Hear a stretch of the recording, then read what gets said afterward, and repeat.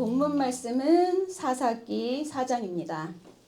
네, 저희가 4장을 처음부터 끝까지 다 교독할 거라 좀 긴데 네, 한번 해보겠습니다. 네, 차례로 교독하겠습니다. 에훗이 죽으니 이스라엘 자손이 또 여호와의 목전에 악을 행하매 여호와께서 하술에 도읍한 가나안 왕 야빈의 그들을 하셨는데 그 군대 장관은 이방 하루셋의 관에 시스라요. 야빈 왕은 철병거 900대가 있어 20년 동안 이스라엘 자손을 심히 학대했으므로 이스라엘 자손이 여호와께 부르짖었더라. 그때 여호와께서 아내 여섯째 드보라가 이스라엘에 살아가는데 그는 에브라임 산지 라마와 베들 사이 드보라의 종려나무 아래에 거주하였고 이스라엘 자손은 그에게 나아가 재판을 받더라.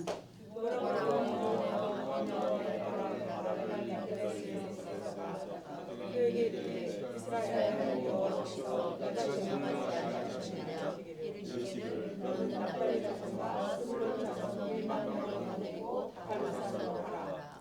내가 야빈의 군대 장관 시스라와 그 병거들과 그 무리를 기송강으로 이끌어 내게 이르게 하고 그를 내 손에 붙이리라 하셨느니라. 바라기 그에게 이르되 당신이 나와 함께 가면 내가 가리라 당신이 나와 함께 가지 아니하면 나는 가지 않느니라. 가로되 내가 반드시 너와 함께 가리라. 그러나 내가 이제 가는 일로는 영광을 얻지 못하리니 이는 여호와께서 시스라를 여인의 손에 파실 것임이니라 하고 드보라가 일어나 바락과 함께 게데스로 가니라.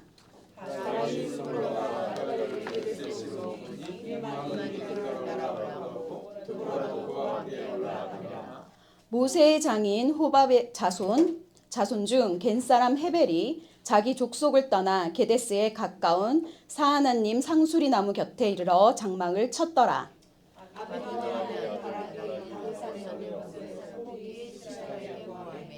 시스라가 모든 병거 곧 철병거 900승과 자기와 함께 있는 온 군사를 이방 하루셋에서부터 기송강으로 모은지라.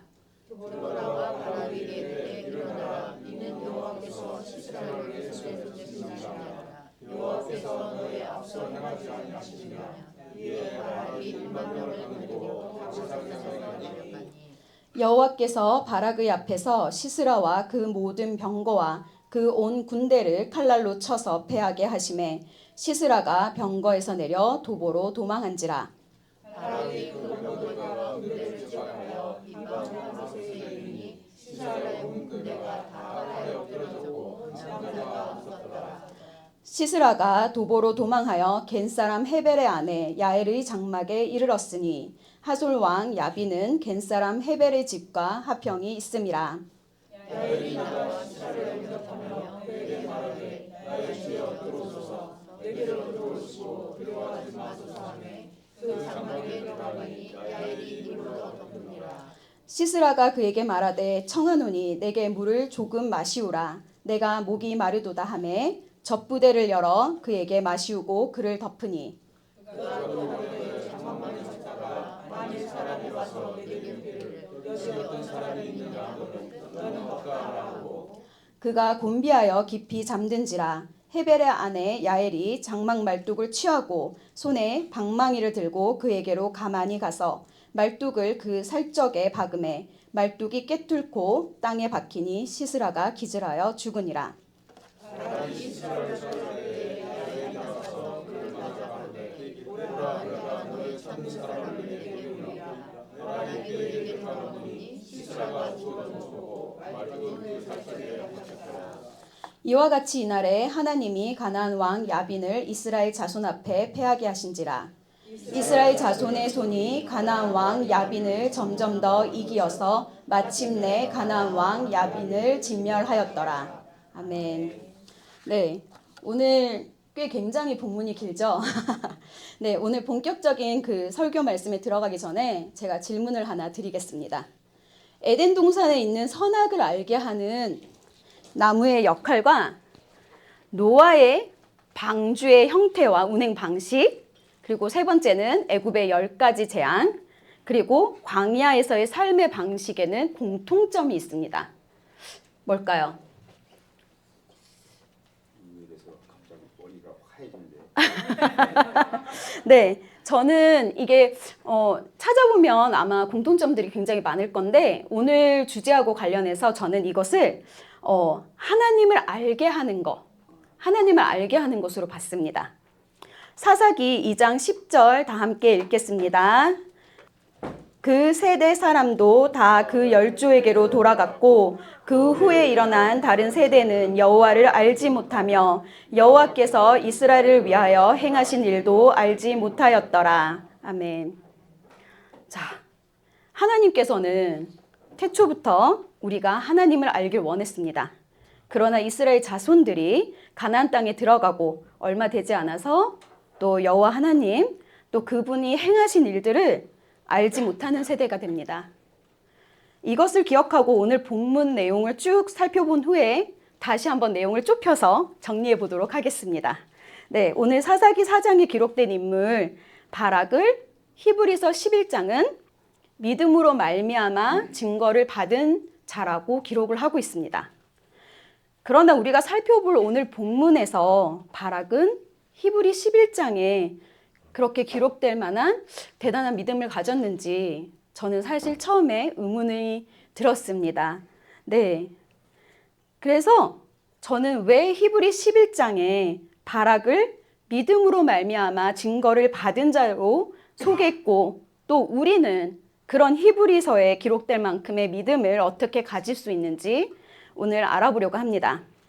먼저 본문에서 발생한 사건의 배경을 사사기 2장 11절에서 23절에서 찾아볼 수 있는데요.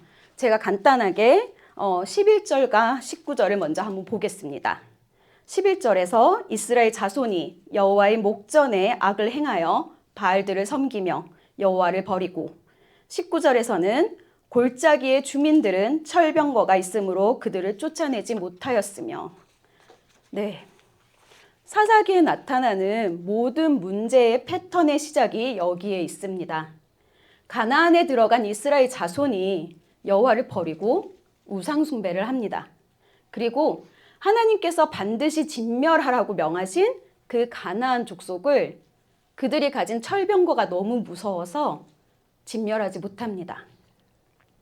2장 14절에서 16절을 보면 이스라엘에게 진노하신 하나님께서 이스라엘을 노략자의 손에 넘기십니다. 여호와의 손이 이스라엘 자손에게 재앙을 내리심으로 괴로움 가운데 있던 이스라엘 자손이 하나님께 부르짖습니다. 그 부르짖음을 들으시고 하나님께서는 사사들을 세우셔서 노략자의 손에서 이 이스라엘 자손을 구원하십니다. 그러나 또다시 점점 더 커져가는 이 악을 행하면서 같은 패턴이 반복이 됩니다. 이것이 바로 사사기입니다. 그중 사사기 4장에 나오는 드보라는 하나님께서 세우신 사사 중에 4번째 사사에 해당합니다.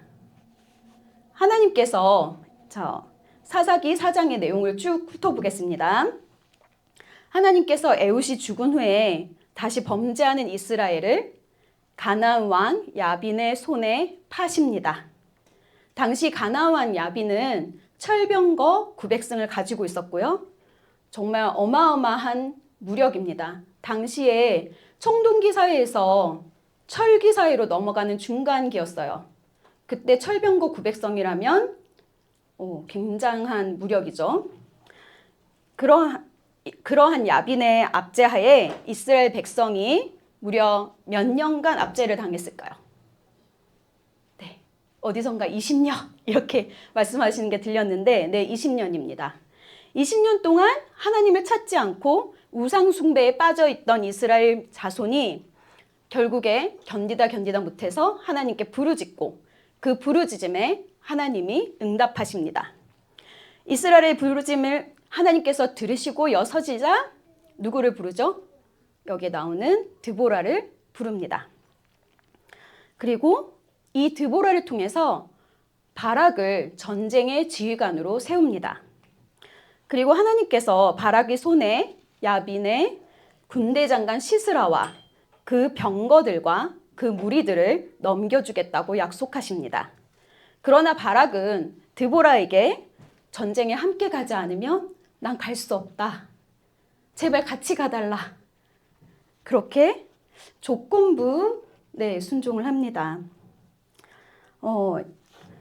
그때 드보라가 바락에게 이렇게 혼을 내거나 뭐 이렇게 하지 않고 그래? 정 그렇다면 내가 함께 갈게. 대신 너가 받았던 그 영광이 여인의 손에 하나님께서 여인의 손에 파실 거야 라고 얘기를 합니다. 여기 제가 사실은 지도를 준비를 했었는데 혹시나 저작권 문제가 걸릴까 봐 제가 뺐어요. 빼고 대신 좀 상상을 해보겠습니다. 자, 여기가 지중해가 흐릅니다. 그리고 이쪽 위쪽이 납달리 지파고요. 그리고 아래쪽이 스불론 지파입니다.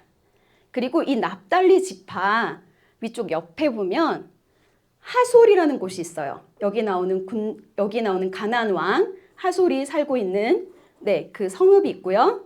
그리고 이 밑에 보면 여기 그 옆에 그 납달리 제일 위쪽이 게데스가 있고요. 그리고 여기 밑에 보면 기송강이 이렇게 지중해에서 이렇게 밑에 흐릅니다. 기송강이 흐르고 그리고 기송강 밑에는 여기에 나오는 야헬이라는 사람의 장막이 나옵니다. 기송강 밑에. 그리고 그 기송강에서 위쪽으로 조금만 올라가면 다볼산이 나옵니다. 자, 여기 지명을 기억하시고요. 네, 그래서 이 납달리와 스불론 지파를 부르죠. 네, 이들은 가나안 왕 야빈이 거하던 하솔과 가깝습니다. 그리고 그렇기 때문에 굉장히 많은 압제를 받고 있던 이 지파였습니다. 그래서 바락이 속한 납달리 지파와 그 납달리 옆에 밑에 붙어 있죠. 그 가까이 붙어 있던 스불론 지파, 그리고 드보라가 속해 있는, 제가 예상하기에는 드보라가 갔으니까 드보라가 속해 있는 지파 에브라임까지 같이 가지 않았을까라고 예상을 하는데요. 이렇게 게데스로 올라갔는데 어디 게데스냐면 게데스가 두 곳입니다. 다볼산 근처에 있는 게데스가 있고요. 밑에 있는, 그리고 위쪽에 있는 게데스인데 먼저 집결한 지역은 여기 위쪽 게데스입니다. 납달리 게데스. 그리고 이렇게 같이 올라가죠. 1만 명이. 우리가 생각했을 때 1만 명은 굉장히 많은 숫자 같아요. 그런데 그들에게는 그 어떤 병거도 없고요. 이렇다 할 창과 방패도 없었습니다. 네. 6절에서 10절까지는 하나님께서 가나안 왕 야빈의 손에서 이스라엘을 건지기 위해 바락을 부르시고 또 그 군대를 집결하는 장면이 나옵니다. 그러다가 갑자기 11절에 모세의 장인 호밥의 자손 겐사람 헤벨을 소개합니다. 그리고 이들이 장막을 치고 거주하는 곳이 바락과 드보라가 이끄는 그 지역의 밑쪽에 있고요. 그리고 게데스에 가깝다고 얘기를 해요. 그 게데스는 이쪽 위쪽 게데스가 아니고 아래쪽 게데스입니다. 네. 그리고 다시 성경은 이스라엘 적군 진영으로 카메라를 돌립니다. 바락과 그 군대가 다볼산에 있다는 정보를 들은 적의 장군 시스라는 어디 있냐면요. 아까 전에 쭉 내려오는 이 지중해 옆으로 기송강이 있죠. 그 기송강 유역에서 살고 있었습니다. 그곳이 이제 평지인데 아마 그곳에서 장군이었기 때문에 자기가 가지고 있는 철병거를 배치시킬 수 있는 장소로 아마 선택을 한 것 같아요. 네, 이쪽 밑에. 그래서 여기 납달리와 스불론, 여기는 그 가나안 왕 야빈의 군대 장군이 있고, 그리고 하솔 가나안 왕이 있고, 이렇게 둘러싸여 있죠. 지금 적에게. 네, 그렇게 다볼산에, 그리고 이 바락이 그 군대를 이끌고 다볼산으로 내려옵니다. 그 정보를 들은 적의 장군 시스라가 그 철병거 900승과 군사들을 이끌고 기송강에 다 모입니다.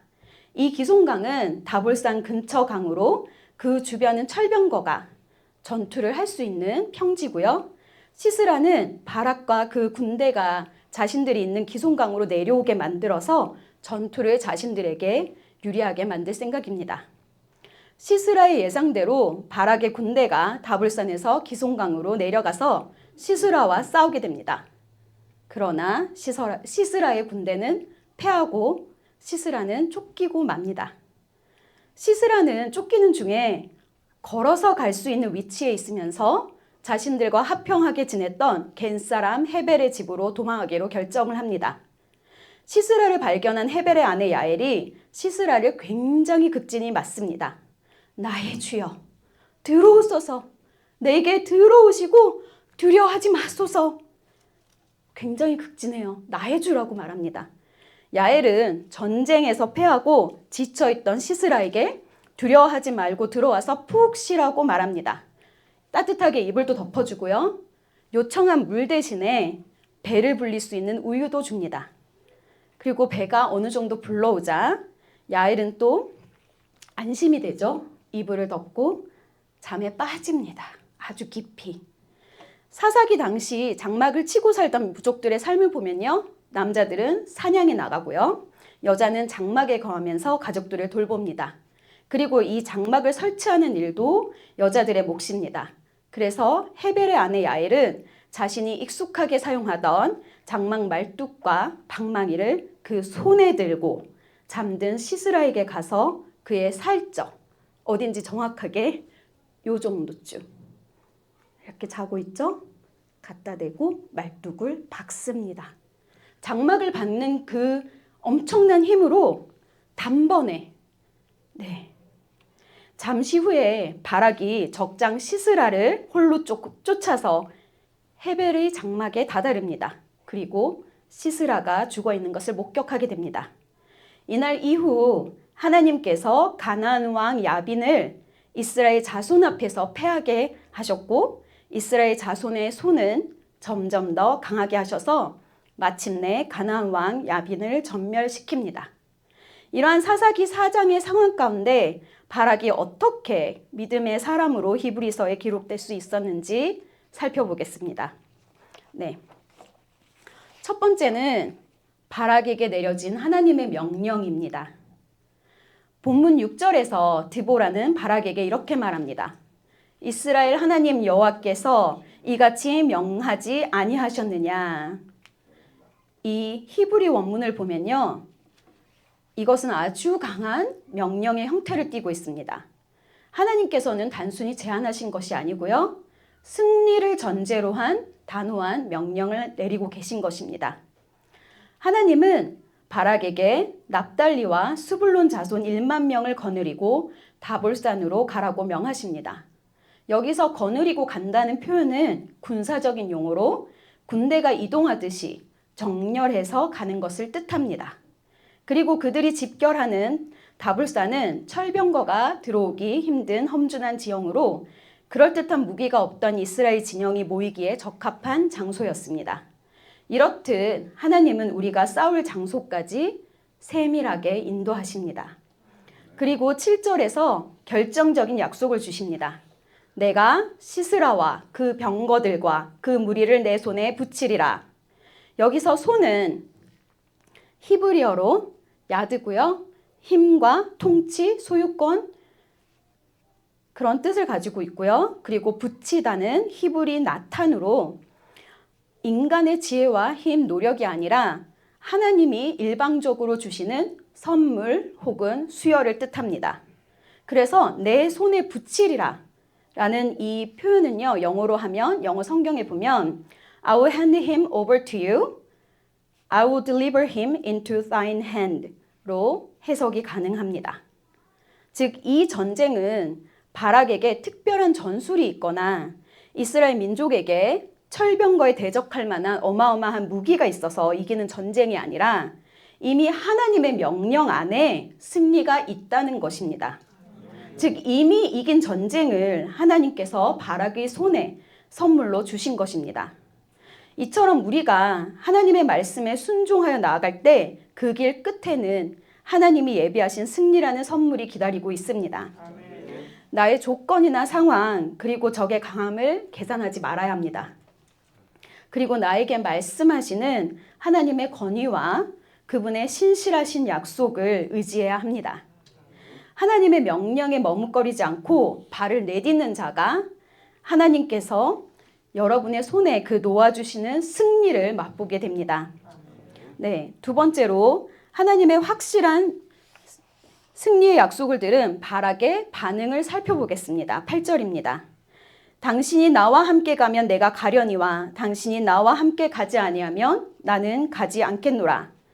바락은 하나님께서 내리신 강한 명령과 승전 약속에도 불구하고 드보라에게 조건을 내겁니다.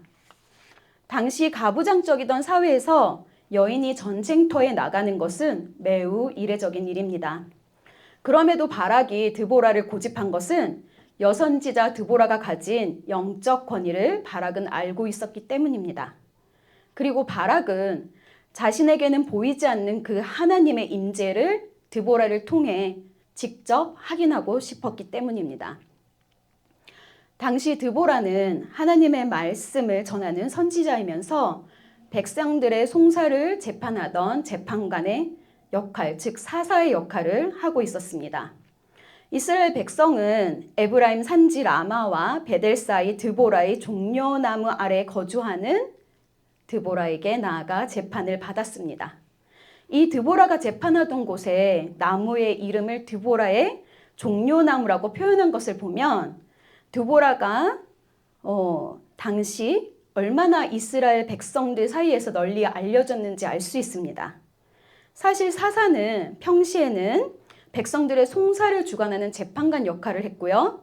그리고 전시에는 군대를 이끄는 군대의 리더 역할을 했습니다. 그래서 보통 하나님은 남자를 사사로 많이, 유일하게 드보라만 여사사고요. 나머지는 다 남자 사사를 세웠습니다. 그러나 안타깝게도 당시에 사사를 할 만한 남자가 없었나 봅니다. 네. 그래서 선지자의 역할을 하던 드보라가 사사가 되어 백성의 송사를 맡았고 전쟁을 수행한 인물로 드보라를 대신할 남자인 바락을 부른 것입니다. 그러나 바락은 보이지 않는 하나님의 약속보다는 눈에 보이는 하나님의 대리자인 드보라를 더 의지합니다. 이것이 바락의 믿음의 한계입니다. 바락은 아직 전쟁을 주관하시는 하나님을 직접 경험해 보지 못했기 때문에 하나님의 말씀을 대언하는 선지자에게만 의지하려 했습니다. 우리도 내 믿음으로 서기보다는 누군가 나보다 더 나은 영성을 가졌다고 생각하는 사람에게 기대어서 신앙생활을 하려 할 때가 있습니다. 물론 공동체의 도움은 귀하고 또 공동체의 도움을 받아야 할 때도 반드시 있습니다. 그러나 결국 전쟁터에 나가는 것은 나 자신입니다. 하나님은 바락이 드보라의 손을 잡고 가는 것이 아니라 하나님의 손을 잡고 가길 원하셨습니다. 사람을 의지하는 신앙은 자신이 의지한 사람이 흔들릴 때 함께 흔들립니다. 그러나 하나님의 능력을 의지하는 신앙은 철병과 앞에서도 절대 요동하지 않습니다. 네, 세 번째로 하나님께서 연약한 통로를 통해 하나님 자신이 영광 받으시는 방법으로 어떻게 일하시는지 살펴보겠습니다. 바락의 불완전한 순종에 대해 드보라는 답합니다. 그러나 내가 이제 가는 일로는 영광을 얻지 못하리니 이는 여호와께서 시스라를 여인의 손에 파실 것임이라. 이렇게 선포합니다. 하나님은 승리를 주시되 그 승리의 주역으로 되는 영광은 바락이 아닌 한 여인에게 넘기겠다고 하십니다. 하나님께서 선물로 받을 수 있던 영광이 하나님으로부터 받을 수 있던 그 선물, 그 영광이 자신의 불완전한 순종으로 여인에게 팔려간 것입니다. 당시 전쟁은 남자들의 전유물이었고 여인의 손에 적장이 죽는다는 것은 군 지휘관에게는 매우 치욕적인 일이었습니다. 그럼에도 하나님은 왜 그 영광을 여인의 손에 파시는 결정을 하셨을까요? 그것은 이 전쟁의 주권이 전적으로 하나님께 있음을 보여주기 위함입니다. 하나님은 철병거를 무력화시키기 위해 기송강의 급류를 이용하셨습니다. 하나님께서는 먼저 적들의 방해가 없이 이스라엘 군사들이 전쟁을 위해 모일 수 있는 집결지를 다볼산으로 정하셨고, 또 철병거를 통해 이스라엘을 물리칠 수 있을 것이라고 여긴 그 기송강 유역으로 시스라와 그의 철병거와 그의 무리들이 모이게 하셨습니다. 하나님께서는 이 기송강의 특징을 이용하십니다. 이 기송강은요, 건기에는 말라 있다가 우기에 들어서면 갑자기 범람합니다. 그래서 하나님께서는 이 기송강의 물길로 철병거 900대를 단번에 휩쓸어 버리십니다. 사사기 5장 21절에서 22절입니다. 기송강은 그 무리를 표류시켰으니 이 기송강은 옛강이라. 내 영혼아, 내가 힘있는 자를 밟았도다. 그때 군마가 빨리 달리니 말굽소리가 땅에 울리도다. 드보라는 기송강을 옛강이라 노래합니다. 이 강은 단순히 흐르는 물줄기가 아닙니다. 출애굽 당시 홍해에서 애굽 병거를 수장시켰던 그 하나님의 승리가 다시 한번 재현된 하나님의 전쟁입니다. 여기서 군마가 빨리 달리니 말굽소리가 땅에 울리도다. 이 표현은요, 갑작스러운 물살을 피해서 그 철병거에 묶여있던 말들이 이리 뛰고 저리 뛰는 모습입니다. 하나님은 가장 연약해 보이는 여인의 손을 통해, 그리고 이러한 자연물을 통해 가장 강력한 군대를 멸하심으로 전쟁은 하나님께 속한 것임을 만천하에 드러내셨습니다. 우리가 나의 강함을 자랑할 때 하나님은 일하지 않으십니다. 오히려 내가 연약함을 인정하고 하나님의 손을 붙들 때 하나님은 나를 통해 그분의 능력을 나타내십니다. 바락은 영광을 얻지 못했습니다. 그러나 바락은 이 전쟁을 통해 하나님을 직접 경험했고, 마침내 히브리서 11장에 믿음의 사람으로 기록되는 은혜를 입었습니다. 네, 말씀을 맺겠습니다. 사사기 4장은 반복해서 하나님의 손을 강조합니다. 이스라엘을 심판하시는 손도 하나님의 손이며 그들을 구원하는 손도 하나님의 손입니다. 하나님께서 우리 삶에 영적 전쟁을 허락하시는 이유가 무엇일까요? 많이 있죠? 네. 사사기 3장 2절에서 이렇게 말씀하고 계십니다. 이스라엘 자손의 세대 중에 아직 전쟁을 알지 못하는 자들에게 그것을 가르쳐 알게 하려 하사. 하나님께서 우리 삶에 영적 전쟁을 허락하시는 이유는 우리가 전쟁을 아는 세대가 되게 하기 위함입니다. 우리가 이 영적 전쟁을 겪지 않으면 우리는 전쟁을 경험하기 이전에 바락으로 살아갈 수밖에 없습니다. 이 전쟁은 여러분이 단순히 싸움의 기술을 배우는 것이 아니라 오직 하나님의 능력을 의지해서 승리하는 법을 배우게 합니다. 사랑하는 성도 여러분, 저 이 말 하고 싶었습니다. 네, 사랑하는 성도 여러분, 지금 여러분을 두렵게 하는 철병거는 무엇입니까? 우리의 대장 되신 예수 그리스도께서는 이미 완전한 순종으로 승리를 확증하셨습니다. 첫째, 나의 계산보다 하나님의 명령을 앞세우십시오. 순종하는 자에게 승리는 이미 선물로 주어졌습니다. 둘째, 사람이나 환경이 아닌 하나님의 임재를 구하십시오. 눈에 보이는 도움보다 눈에 보이지 않는 하나님의 손이 더 강합니다.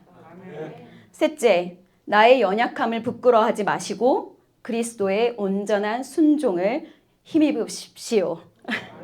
네, 어렵습니다, 말이. 하나님은 연약한 자를 들어 강한 자를 부끄럽게 하시는 반전의 하나님이십니다. 우리는 나 자신의 부족한 순종이 아니라 그리스도의 온전한 공로를 통해 승리하기 때문입니다. 처음에는 드보라가 함께하지 않으면 전쟁을 수행할 수 없다고 두려워했던 바락은 이 기송간 정투를 통해 하나님께서 이스라엘의 손을 점점 더 강하게 만드시는 경험을 했습니다. 하나님의 손이 함께함으로 승리를 경험한 바락은 이제 더 이상 드보라와 함께 움직여야만 하는 것이 아니라 하나님의 손을 굳게 잡고 적진을 향해 나아가는 진짜 이스라엘 군대의 리더가 됩니다.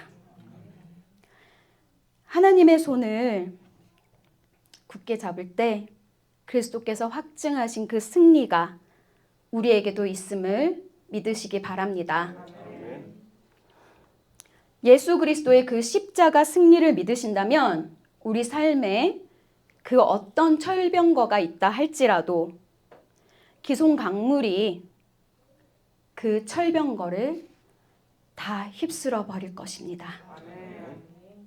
그리고 우리는 마침내 하나님의 영광을 보게 될 것입니다. 이 사사기 4장의 말씀이 주는 교훈대로 나의 강함이 아닌 하나님의 전능하심을 의지하며 당당히 승리하는 저와 여러분이 되시기를 주님의 이름으로 축원합니다.